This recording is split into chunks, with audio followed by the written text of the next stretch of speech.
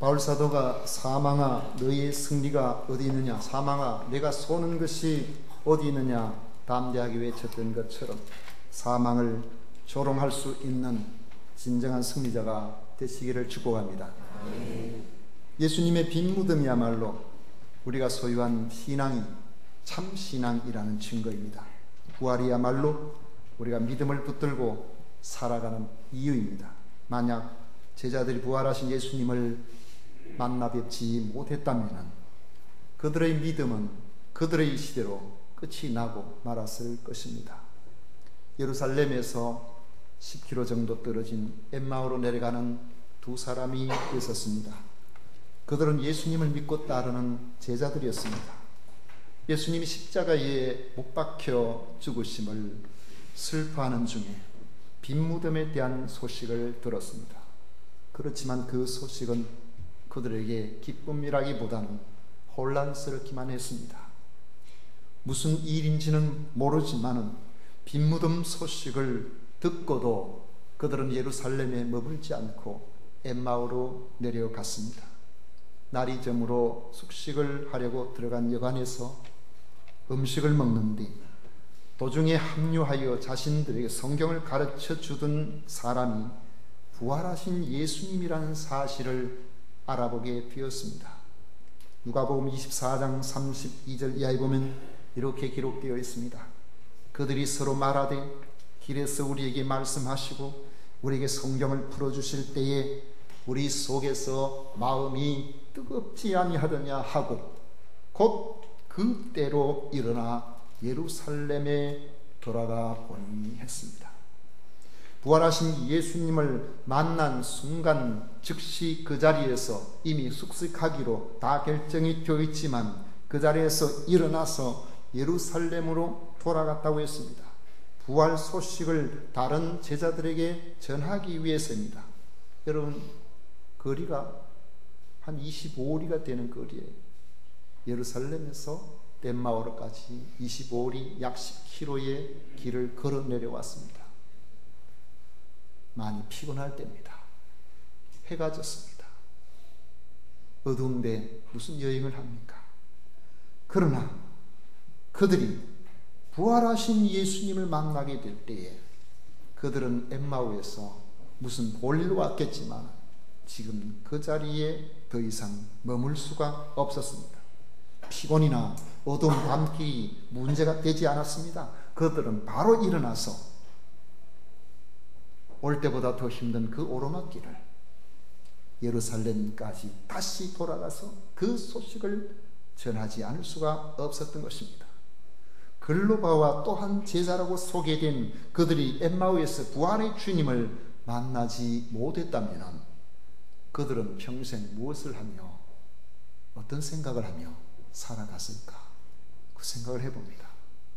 부활은 인간 이치로 살아가고자 하는 인생의 방향을 송두리째 흔들어서 우리의 인생의 삶의 대전환을 이루어 놓고만 강력한 힘이 됩니다.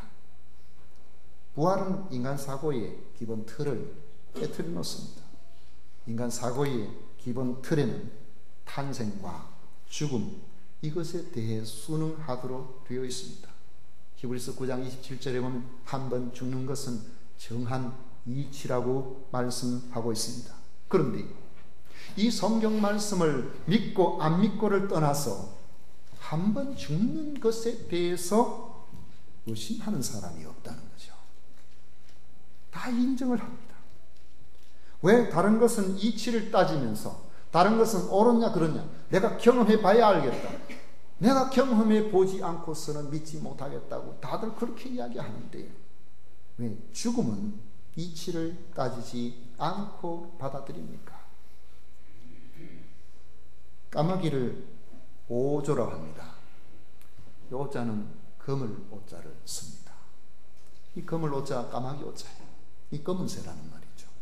만약에 흰 까마귀가 있다면 그걸 까마귀라고 해야 될지 우리가 뭐라고 불러야 될지 좀 헷갈리죠.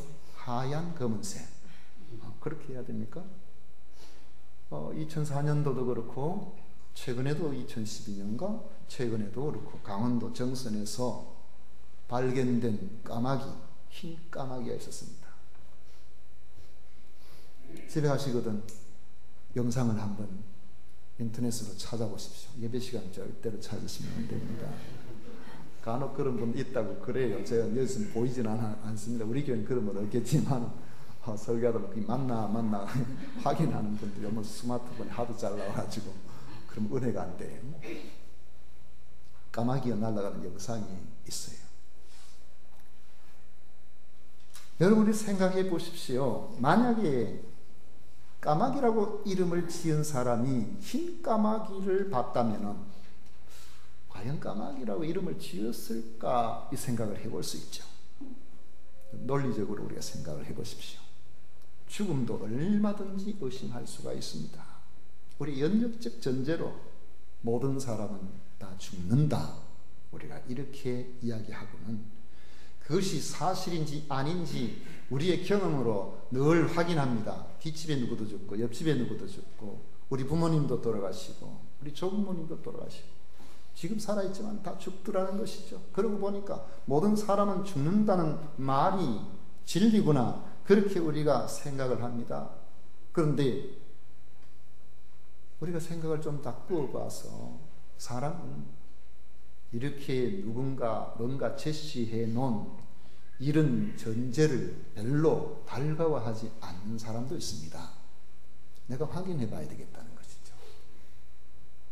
모든 사람이 죽는다고 하니까 옆에 돌아보니까 죽더라 이게 아니고 내가 살펴보니까 여기도 죽고 저기도 죽고 누구도 죽고 2000년 전에도 죽고 뭐 다 죽더라. 그러니까 결국 귀납적 결론을 가지고 사람은 죽는다. 태어나면 죽는다.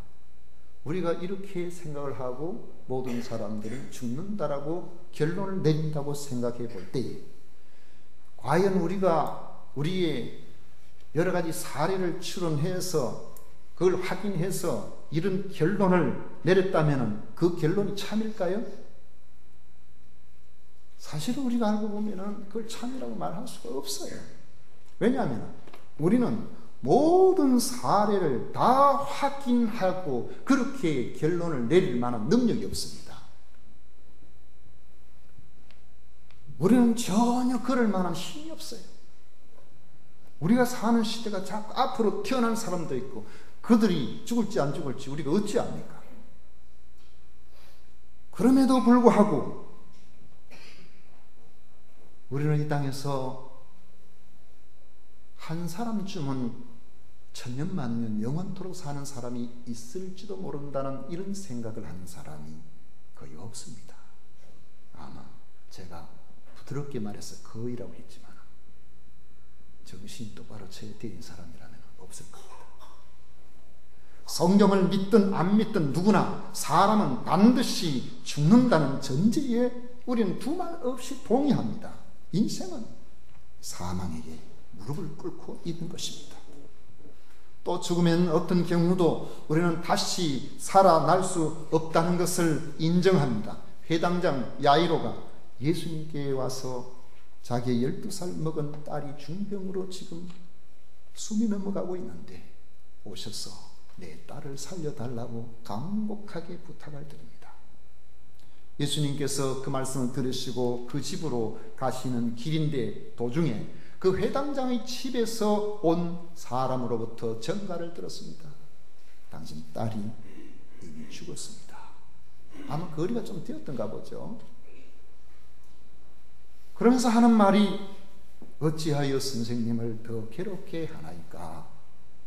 그 말은 예수님은 이미 벌써 상황이 끝났기 때문에 모시고 올 필요가 없다는 것이죠. 이미 죽었는데 모시고 오면 어떻게 하겠느냐는 것입니다. 그러나 예수님께서 그 회당장과 그 집에 가셨어요. 그 집에 도착하셨을 때 온 집안이 통곡하는 소리가 가득했습니다. 예수님께서 말씀하셨습니다. 너희가 어찌하여 떠들며 우느냐? 이 아이는 죽은 것이 아니라 자고 있느니라. 예수님께서 그 말씀을 하시니까 울음소리가 그쳐졌어요. 그 그쳐진 그 울음소리는 소망으로, 기쁨으로, 희망으로 그쳐진 그런 것일까요? 성경을 읽어보면 그것이 아닙니다. 울다가 예수님께서 어찌하여 울고 있느냐, 이 아이가 죽은 것이 아니고 잔다, 그렇게 말씀하십니다. 무슨 소리하느냐, 죽은 것을 우리가 아는데, 그러면서 비웃었다라고 했어요. 죽음은 어느 누구도 희망을 가질 수 없게 만드는 권세가 있습니다. 그런데 예수님께서는 이 죽음의 권세를 무너뜨리는 사역을 계속해 오셨습니다. 해당장 야이로의 딸에게 달리 다굼, 내가 네게 말하노니 소녀야 일어나라 명령하셨습니다. 그때 죽은 아이가 살아서 일어났습니다. 그 현장을 베드로와 요한과 야고보가 목격했습니다. 누가복음 7장에 보면 나인성의 한 아들을 의지하고 살아가는 외로운 여인이 있었습니다. 그런데 그 아들, 그 청년이 무슨 병이었는지 죽었습니다. 예수님은 성 바깥을 나가고 있는 그 청년의 슬픈 장례 행렬을 멈추게 하시고는 그 관에 손을 대시고 말씀하셨습니다. 청년아, 내가 내게 말하노니 일어나라. 그러자 죽었던 청년이 살아서 일어나 앉았습니다. 그 자리에는 제자들 그리고 동행하는 많은 무리가 있었다고 성경은 기록하고 있습니다. 뿐만 아니라 장례 참석자들도 있었습니다. 요한복음 11장에 보면 베다니 동네에 죽은 지 나흘이나 되어 돌무덤 속에서 썩어가는 나사로에게 주님께서 명령하셨습니다. 그런데 그 명령은 너무나 단순합니다. 나사로야 나오라. 예수님의 명령과 함께 나사로가 수의를 입은 채로 걸어 나왔습니다. 그 일로 예수님을 믿는 사람들이 많아져서 유대와 예루살렘이 발칵 뒤집힐 정도가 되었습니다. 이쯤 되면 죽음의 권세가 아무리 강해도 예수님이 계신 곳에는 예외가 있다는 사실을 인정해야 하지 않을까요? 예수님은 제자들에게 십자가를 지시기 전에 여러 차례 자신이 죽었다가 사흘 만에 다시 살아나실 것을 말씀하셨습니다. 그럼에도 그것을 믿은 사람이 없었습니다. 그것이 바로 사람의 사고를 지배하는 죽음의 어두운 그림자요 권세입니다. 실제로 부활하신 주님을 직접 만난 사람들이 부활하신 예수님을 내가 보았다라고 그렇게 전해 주어도 그 말을 듣고 그래? 정말 예수님 부활하셨구나, 이렇게 반응하는 사람이 없었어요. 저 사람이 지금 정신이 없나, 뭐 헛것을 봤나, 이렇게 반응했다는 거죠.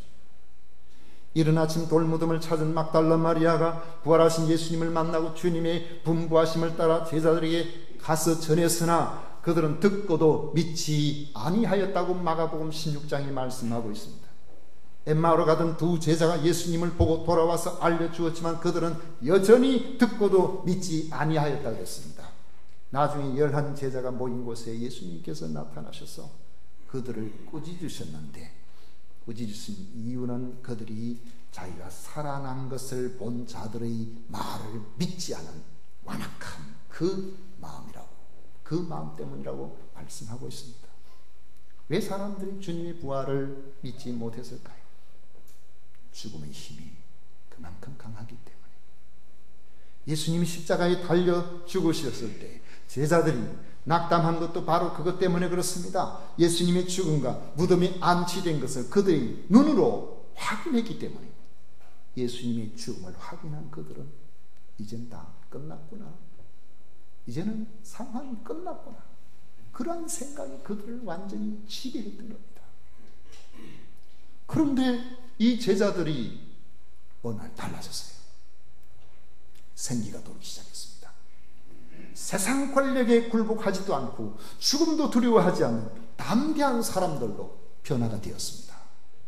엠마오로 내려간 제자들이 그 먼 밤길을 멀다 않고 그 피곤, 그 어둠을 뒤로하고 단숨에 예루살렘으로 올라가게 된 것처럼 부활하신 예수님을 목격한 사람 삶의 자세가 달라집니다. 부활하신 예수님을 목격한 사람들은 삶의 모든 부분들의 새로운 가치관을 가지고 보게 되는 것입니다. 부활의 목격자들이 왜 삶이 변화되었을까요? 그 이유는 그리스도의 부활이 자신의 부활을 보증하고 있기 때문에 그렇습니다. 주님 부활하신 것을 보니까 주님 말씀하신 것이 믿어지는 겁니다. 주님이 우리의 부활을 말씀하셨습니다. 주님께서 첫 열매로 부활하여 주심으로 우리가 바로 그 부활체가 될 것을 알게 되는 것입니다. 예수님께서는 나는 부활이요 생명이니 나를 믿는 자는 죽어도 살겠고라고 하셨지만 당시에는 그 뜻이 무엇인지를 몰랐습니다. 그런데 주님의 부활을 보니 죽어도 산다는 의미가 선명해진 겁니다. 죽어도 사는 진리, 그것도 예수님처럼 영원한 생명으로 다시 사는 증거를 부활하신 주님을 통해서 목격하게 해 주신 것입니다. 바울도 다메섹 도상에서 부활하신 예수님을 만나고 인생의 방향이 바뀌어져 버렸습니다. 사람이 지적으로 자기 나름대로 확신을 갖고 있는 사람은 좀처럼 바뀌지 않습니다. 아무리 이야기를 해도 그 속에 가지고 있는 기본적인 가치관을 뒤바꾸기가 정말 어려워요. 세월이 많이 흘렀습니다만 어떤 청년이 자기가 그리스도인이라고 그래서 그 이야기를 나누다 보니까 그 청년의 생각은 우리가 가지고 있는 전통적인 그런 믿음과 차이가 있더라고요. 그래서 유심히 이렇게 많이 들어보니까 예수님의 십자가나 부활이나 이런 해석들을 재해석을 하는데 민중신학으로 그렇게 해석을 해요. 그래서 자기 한 몸을 바쳐서 가난한 사람, 외로운 사람, 힘든 사람 이런 사람들을 건져내기 위해서는 내 몸에 기름 붓고 불로 태우고 이게 내가 작은 예수다. 예수의 길을 따라가는 길이다. 이런 생각을 가지고 있는데 이 순수 복음에 대한 이해를 전혀 가지고 있지 않아서 아무리 이야기해도 그건 이미 고착화된 당신이 세상과 타협하게 된 거기서 나오는 생각이라고 아주 무시해버리고요. 그런 생각을 가지는 사람만이 참된 주의 제자라고 이런 생각을 한번 딱 가지고 있더라고요. 이야기를 해도 안 통하더라고요. 이런 분들은 예수님의 부활에 대한 이러한 이야기들을 그들은 재해석을 하게 됩니다. 다른 방식으로 해석을 하게 된다는 거죠.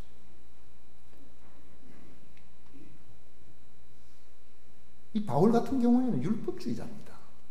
율법에 아주 충직한 사람입니다. 그가 볼 땐 예수님을 받아들일 수가 없는 사람이에요. 그런데 그가 다메섹으로 예수 믿는 사람들을 잡아 죽이려고 대제사장의 공문을 받아가지고 공식적으로 가고 있는데 예수님께서 부활의 몸으로 그를 만나 주셨죠. 사울아, 사울아, 내가 왜 나를 박해하느냐? 주여, 누구십니까? 나는 네가 지금 박해하고 있는 예수니라. 그 자리는 엎드려져 버렸죠. 그날 이후부터 바울은 완전히 다른 사람이 되어버렸습니다. 로마서 14장 8절에 보면 우리가 살아도 주를 위하여 살고 죽어도 주를 위하여 죽나니 그러므로 사나 죽으나 우리가 주의 것이로다. 자기 생명을 내어놓고 명예를 내어놓고 그는 주를 위해서 사는 사람으로 살았습니다. 부활하신 주님을 볼 때에 자신이 부활이 보증된 것을 알았기 때문입니다. 그는 더 이상 혈과 육을 따라 살지 않았습니다. 다른 사람에게도 부활을 기대하며 살 것을 권면합니다. 50절 말씀에 보시면 형제들아 내가 이것을 말하노니 혈과 육은 하나님 나라를 이어받을 수 없고 또한 썩는 것은 썩지 아니하는 것을 유업으로 받지 못하느니라. 51절 52절에 보면 보라 내가 너희에게 비밀을 말하노니 우리가 다 잠잘 것이 아니요 마지막 나팔에 순식간에 호련히 다 변화되리니 나팔 소리가 나며 죽은 자들이 썩지 아니할 것으로 다시 살아나고 우리도 변화되리라. 이 부활은 완전한 승리에 대한 선언입니다. 바울은 이런 변화되는 부활의 몸을 통해서 사망을 삼키고 이기라고 기록된 말씀이 이루어질 거라고 선언했습니다. 이는 이미 이사야 선지자를 통해서 하나님께서 주신 말씀입니다. 이사야 25장 8절에 보면 사망을 영원히 멸하실 것이라.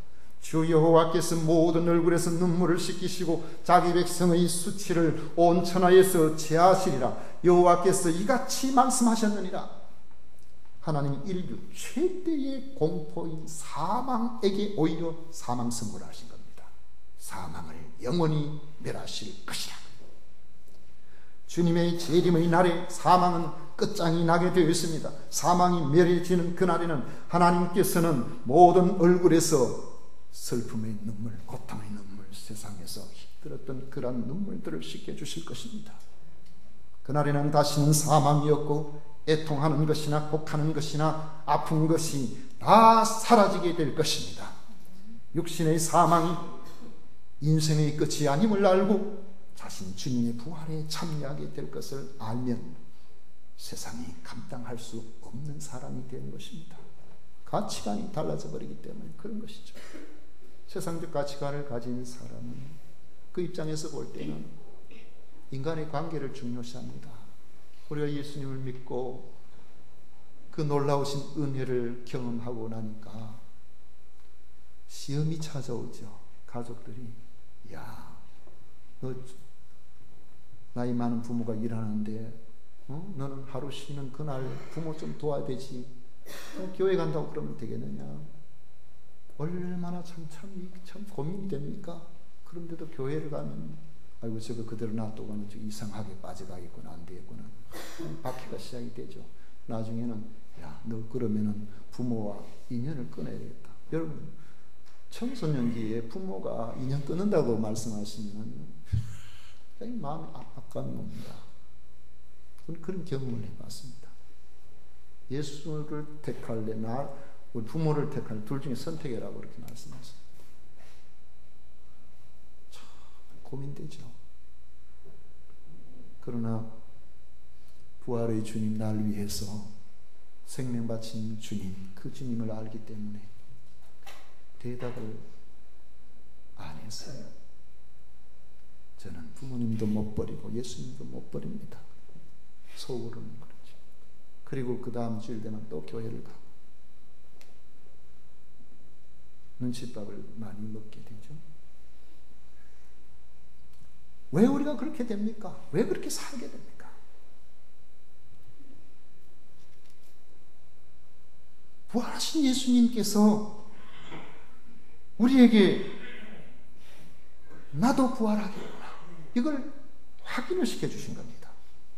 요한복음 14장 3절에 보면 가서 너희를 위하여 거처를 예비하며 내가 다시 와서 너희를 내게로 영접하여 나 있는 곳에 너희도 있게 하리라 말씀하셨는데, 이 말씀의 실제성을 부활하신 예수님을 통해서 확인이 되었기 때문에 제자들의 삶은 어떻게 누가 뭐라고 해도 그들의 삶을 바꿀 수가 없도록 된 것입니다. 이전에는 숨어서 벌벌 떨던 제자들이 나중에는 나아가서 담대하게 예수님 다시 살아나신 그거에 대해서 이야기를 하고, 예수님을 십자가에 달려 죽게 한 그 대제사장 무리 당시에 그런 세력을 갖고 있는 이들을 신랄하게 그들을 향하여 회개를 선포하고 그렇게 하니까 이들이 가만히 두고 있다가 큰일 나겠다 싶어서 이 베드로와 요한을 붙잡아다가 공회에 데리고 왔어요. 사람들이 있는데 중간에 가운데 세우고 위협을 했습니다. 세상적 가치관을 가진 사람의 입장에서 볼 때는 야, 이제 저 사람들 인생 망쳤구나, 이제 예수 계속 전한다면 감옥에 가두고 그렇게 안 되면 죽인다고 그렇게 위협을 하고 저렇게 하니까 끝장이 났구나 이렇게 생각할 수 있지만은 주님의 부활을 목격한 사람에게는 그것이 통하지 않는 겁니다. 베드로 요한이 자기들의 경고하는 저들, 이제는 도무지 예수의 이름으로 말하지도 가르치도 말라, 만약에 그래 했다면 가만두지 않겠다고 위협을 할 때 이런 말을 합니다. 하나님 앞에서 너희의 말을 듣는 것이 하나님의 말씀을 듣는가 보다 옳은가 판단해봐라. 우리는 보고 들은 것을 말하지 아니할 수가 없다. 이렇게 나오니까 베드로와 요한은 어떻게 처벌할 방법이 없었어요. 물론 나중에 야고보를 잡아다가 목을 잘라 죽이는 일이 발생하게 됩니다만, 목을 잘라도 그들이 가지고 있는 이 부활의 증거, 이 전하는 것을 막을 방법이 없었던 겁니다. 죽음보다 더 큰 권세를 가지신 분을 알았기 때문에 그런 것이죠. 그러니 바울처럼 사망을 조롱할 수 있게 된 것입니다. 55절 말씀은 사망아 너희의 승리가 어디 있느냐, 사망아 내가 쏘는 것이 어디 있느냐, 사망이 쏘는 것은 죄요 죄의 권능은 율법이라. 예수 그리스도께서 십자가에서 죄의 권세로 말미암아 이 죄의 권세로 말미암아 이 사망을 정복하심으로 부활을 통하여 그 정복을 확인시켜 주셨습니다. 그럼 십자가 부활을 믿는 성도는 승리가 담보된 담대한 인생을 살게 되는 것입니다. 57절 말씀은 우리 주 예수 그리스도로 말미암아 우리에게 승리를 주시는 하나님께 감사하노니. 우리도 바울처럼 이미 승리로서 이 땅에서 승리의 삶을 살게 해 주신 그런 하나님께 감사하며 살아야 합니다. 우리 9시 반에 일부 예배 드릴 때에 우리 청소년들, 중고등부 학생들 예배 드리고 낮 예배에 우리가 같이 참여하는데, 저는 이 낮 예배에 장년들하고 이 청소년들이 같이 참여해서 예배를 드리는 것을 굉장히 중요하게 생각합니다. 제 경험해 보니까 그렇더라고요. 이 자리에 참여한 이 중고등부 학생들은 거의 대부분이 믿음을 끝까지 가지고 나갑니다. 이 자리를 모르는 학생들은 나중에 청년기가 되면은 거의 주님과 상관없는 길로 갔다가 한 10년에서 20년 이상 방황하다가 인생의 어려움을 느끼면서 이게 아니구나 해서 오든지, 험함을 느끼고 오든지 그렇게 해서 오는 경우가 많습니다. 제 경험해보니까 그렇더라고요. 목회를 하면서 느끼는 것이. 저희들 어릴 때 교회를 가니까 그때 이제 그 시골에 조그마한 교회입니다. 학생들까지 포함해서 한 40명, 50명 모이는 그런 시골 교회인데, 대구에서 근교에 있는 곳인데, 새벽에 부활절이 되었는데, 그때 뭐 부활절이 뭔지도 모르는 그런 상황이었습니다만, 대구에 보면 지금도 그게 있는가 모르겠습니다. 달성공원이라고 했었는데, 그 달성공원에 거기에서 부활절 연합 예배를 드린다고 새벽에, 지금 기억으로 시간을 정확하게 알 수는 없습니다만 아마 집에서 한 3시쯤 나와가지고 교회에서 모여서 한 3시 반이나 4시쯤 출발해서 걸어서 20리가 넘는 거리입니다만 걸어서 달성공원까지 부활절 연합예배 참석하기 위해서 갔는데, 그 정문을 해서 들어가는데 세상에 예수 믿는 사람이 어찌 그리 많습니까? 시골에서 맨 우리끼리만 있으면서 동네 사람들한테 손가락질을 받고 그냥 이렇게만 예수 믿는 사람 참 몇이 없다 그렇게 생각을 했는데, 가보니까 그 공원에 전부 믿는 사람, 부활의 메시지가 선포되고 찬양이 막 울려 퍼지는데 가슴이 얼마나 벅찼지. 그 부활의 그 아침, 그때 연합 예배를 함께 드렸을 때의 그 감격이 아직까지 저는 기억이 납니다. 오늘 우리 중고등부 학생들은 이 부활의 감격이 오늘 이 시간에 있었으면 좋겠습니다. 평생 동안 이 부활의 감격으로 살아갈 수 있으면 세상이 감당할 수 없는 위대한 삶을 살게 될 것입니다. 말씀을 맺습니다. 부활 소망을 가진 우리들은 내세가 없는 사람처럼 살 수가 없습니다.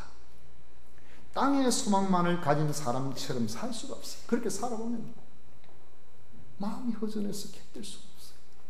성공한 것처럼 보여도 우리 마음속에 소금물처럼 갈증이 계속해서 생기는 것을 보게 됩니다. 그 종국이 헛되다는 것을 우리가 알기 때문에 그런 것입니다. 그래서 바울은 강력하게 권고합니다. 오늘 58절 말씀 보십시오. 그러므로 내 사랑하는 형제들아, 견실하며 흔들리지 말며 항상 주의 일에 더욱 힘쓰는 자들이 되라. 부활을 믿고 영생을 지향하는 우리의 삶은 결코 헛되지 않기 때문에 우리는 그렇게 살아야 합니다. 부활신앙으로 매사에 여러분 승리자의 삶을 살아가십시오. 주님께서 여러분들을 승리자로 인정해 주실 겁니다. 이런 은혜 함께 하시기를 축원합니다. 기도하겠습니다. 고마우신